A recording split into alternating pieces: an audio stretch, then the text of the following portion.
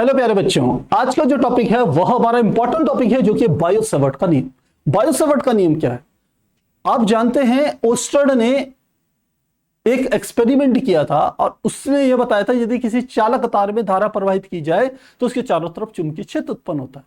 अब बात आती है कि चुंबकीय क्षेत्र कितना उत्पन्न होगा, उसका परिमाण कितना होगा, उसकी मात्रा कितनी होगी। तो कितना चुंबकीय क्षेत्र उत्पन्न होगा, इस बात को कैलकुलेट किया था किसने? बायो-सेवर्ट ने। और उसी को कहा जाता है बायो-सेवर्ट का नियम। बायो-सेवर्ट का नियम हमारा कक्षा 12 भौतिक विज्ञान के चैप्टर नंबर 4 गतिमान आवेश और चुंबकत्व के अंतर्गत आता है। तो चलिए इसको समझते हैं।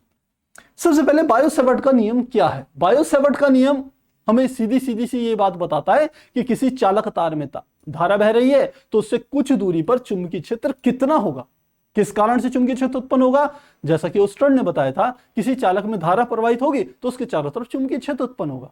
अब उत्पन्न चुंबकीय क्षेत्र किन किन बातों पर निर्भर कर रहा था, यह बताया था बायो-सेवर्ट ने। तो क्या बायो-सेवर्ट का नियम था, यह सब डिटेल है, इसको समझते हैं। हमने कहा इस प्रकार से कोई चालक तार है और उस पर धारा बह रही है। मान लेते हैं धारा का मान है नीचे आई धारा प्रवाहित हो रही है। इससे कुछ दूरी पर एक बिंदु मैंने यहां पर ले लिया, इस बिंदु को मैंने नाम दे दिया क्या? पी। तो इस धारावाही चालक से कुछ दूरी पर एक बिंदु पी पर कितना चुंबकीय क्षेत्र उत्पन्न होगा, उसी को समझा रहे हैं कौन? बायो-सेवर्ट अपने नियम से। बायो-सेवर्ट कहते हैं कि आपने सबसे पहले तो एक काम यह करना है, इतना बड़ा चालक तार न लेकर के चालक तार का एक छोटा सा खंड हम लेंगे, क्योंकि तार तो पता नहीं कितना लंबा बड़ा होगा। तो हमने क्या करा, एक छोटा सा चालक तार ले लिया जिसकी लंबाई यहां से लेके यहां तक इतनी लंबाई ले ली। इस चालक तार की लंबाई को इन्होंने रिप्रेजेंट किया है सबसे पहले डीएल से। तो इतने से चालक तार मतलब जिसमें धारा प्रवाहित हो रही है, वैसा तार, कंडक्टर वायर। तो इतने तार में धारा प्रवाह के कारण, आई धारा प्रवाह के कारण इससे आर दूरी पर, मान लेते हैं इसके केंद्र से इस बिंदु पी की जो डिस्टेंस है वो कितनी है, यहां से लेके यहां तक की दूरी कितनी है, मान लेते हैं आर दूरी पर एक बिंदु है पी। इस पी बिंदु पर कितना चुंबकीय क्षेत्र उत्पन्न होगा, इस बात को समझा रहे हैं कौन? बायो-सेवर्ट। तो पहला नियम ये क्या कहते हैं? ये कहते हैं कि यह चालक तार में प्रवाहित धारा आई के अनुक्रमानुपाती होता है। अब ध्यान रखना, क्योंकि चालक तार छोटा सा लिया है तो इसके कारण जो पी पर चुंबकीय क्षेत्र उत्पन्न होगा वो भी छोटा सा होगा। इसलिए उससे पहले चुंबकीय क्षेत्र को बी से प्रदर्शित करते हैं, इसलिए उसको छोटा बताने के लिए यहां पर डी साथ में लगा दिया जाता है। तो सूक्ष्म चालक तार डीएल के द्वारा पी पर उत्पन्न होने वाला सूक्ष्म चुंबकीय क्षेत्र जो डीबी होगा, वो पहला तो अनुक्रमानुपाती होगा चालक में बहने वाली धारा आई के। अब इसमें हमने कैपिटल आई ले लिया है, यहां पर स्मॉल आई है, आप चाहें इसको स्मॉल ले लीजिए। तो हम यहां पर स्मॉल ले लेते हैं। चलिए,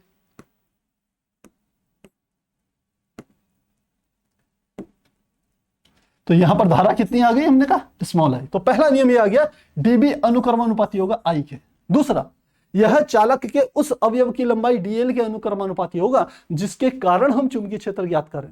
तो इस चालक तार की लंबाई हमने छोटी कितनी ली है, डीएल। तो दूसरा है चुंबकीय क्षेत्र चालक तार की लंबाई के अनुक्रमानुपाती होगा।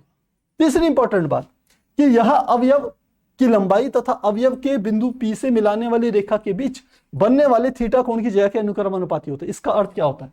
हमने इन दोनों को आपस में मिलाया तो ये जो कोण बनेगा, यह हमने कहा जो कोण बनेगा, ये वाला कोण, ये कोण यदि थीटा है तो यहां पर जो चुंबकीय क्षेत्र होगा डीबी, वह इस कोण थीटा के साइन यानी कि जया के अनुक्रमानुपाती होगा, यानी कि डीबी अनुक्रमानुपाती होगा साइन थीटा के।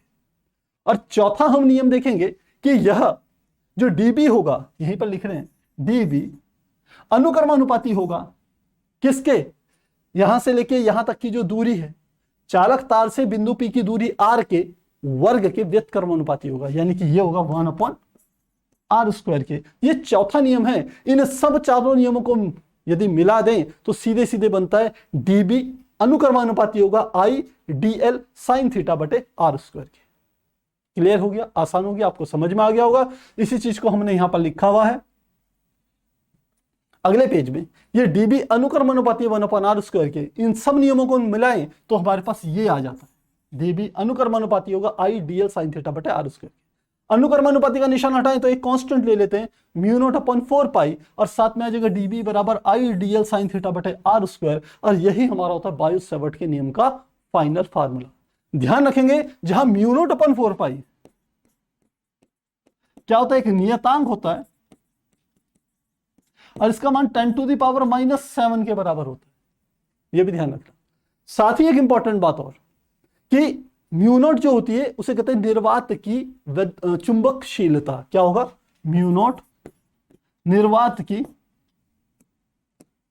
यह होता है निर्वात की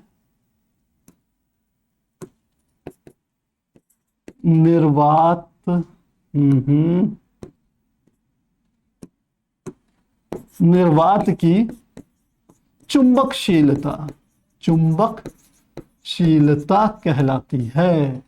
यह म्यू नॉट का यहां पर क्या आ गया? मान। और आप जानते हैं ये डीबी क्या है? चुंबकीय क्षेत्र है। और चुंबकीय क्षेत्र का मात्रक भी समझ लीजिए। चुंबकीय क्षेत्र जिसे हम बी कहते हैं का मात्रक होता है टेस्ला। टेस्ला होता है इसका मात्रक। तो इस प्रकार से हम बायो-सेवर्ट के नियम को समझ सकते हैं।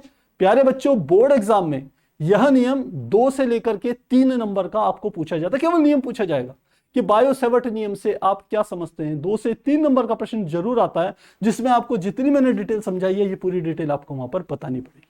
तो मिलते हैं नेक्स्ट क्लास में एक नए लॉ के साथ। तब तक के लिए गुड बाय, टेक केयर।